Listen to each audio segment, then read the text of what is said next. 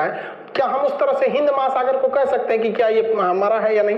इसके पूरे नियम कानून को समझते हैं, क्योंकि इस खुले समुद्र पे बड़ी ज्यादा विवाद हो रहा था। तो इस विवाद को सुलझाने के लिए 1974 में पहल किया गया था कि ये आखिर बाउंड्री कैसे खींचा जाएगा इसमें, क्योंकि अलग अलग समुद्र महासागर अलग अलग थे। तो पहले जनरली 4 महासागर ही काउंट किए जाते थे। सबसे बड़ा महासागर प्रशांत महासागर है, जो दोनों साइड में है, ये प्रशांत महासागर। ऐसा मत समझिएगा कि ये दोनों साइड में है। एक्चुअली पृथ्वी गोल है, हम इसको फाड़ कर और इस तरह से चिपका दिए, इसलिए क्या हो गया, ये 2 साइड में दिख रहा है। जैसे आप एग्जांपल पे समझिए, जैसे हमारा ये हाथ गोल है, अब ये मेरे जो दोनों नाखून है इसे समझिए प्रशांत महासागर है। तो अब इसे गोल की तरह तो रखेंगे नहीं। अब अगर हम इसे खोलते हैं तो मेरा नाखून देखिए, आधा इस साइड में गया, आधा इस साइड में गया, तो आधा नाखून इधर चला गया, आधा नाखून इधर चला गया। तो आधा प्रशांत महासागर इधर, आधा प्रशांत महासागर इधर। इसलिए इस बात के लिए कंफ्यूज मत होइएगा कि आधा उधर है आधा उधर है। पृथ्वी गोल है, इसको मोड़ के उधर ले जाइएगा और इसको मोड़ के उधर ले जाइएगा, तो क्या हो जाएगा, दोनों आपस में चिपक जाते हैं सब, जिस वजह से ये 2 जगह दिखता है। तो उसके बाद दूसरा आता है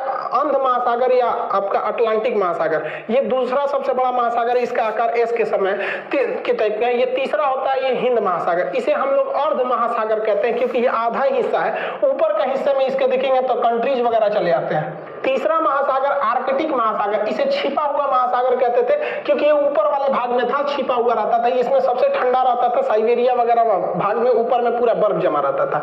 लेकिन अभी के वक्त में भूगोलवेताओं ने इस चीज को निर्णय लिया है कि जो प्रशांत महासागर का ये निचला भाग है, ये वाला हिस्सा, ये प्रशांत महासागर का निचला भाग, और अटलांटिक महासागर का निचला भाग और हिंद महासागर का ये जो निचला भाग है, इसमें जब ये लोगों ने देखा तो यहाँ पे जो मछलियां थी या जो जलवायु थी वो इन सबसे अलग हो गई थी। रीजन क्या था, वो ये जो अंटार्कटिक आइलैंड है, सॉरी कॉन्टिनेंट है, पूरी तरह से बर्फ से ढका है। तो इसमें इतना ठंड का प्रभाव था कि यहाँ की मछली, यहाँ की जलवायु, यहाँ के अंदर जो वनस्पति थी समुद्र के अंदर की, वो इनसे बिल्कुल अलग थी। तो वो लोग एक निर्णय पे पहुंचे कि अब हम लोग इसे साइड ही करके, एकदम काट के ही इसे दक्षिणी महासागर या अंटार्कटिक महासागर नाम दे दिया जाए। तो पहले महासागरों की संख्या जो थी वो 4 थी, अभी महासागरों की संख्या जो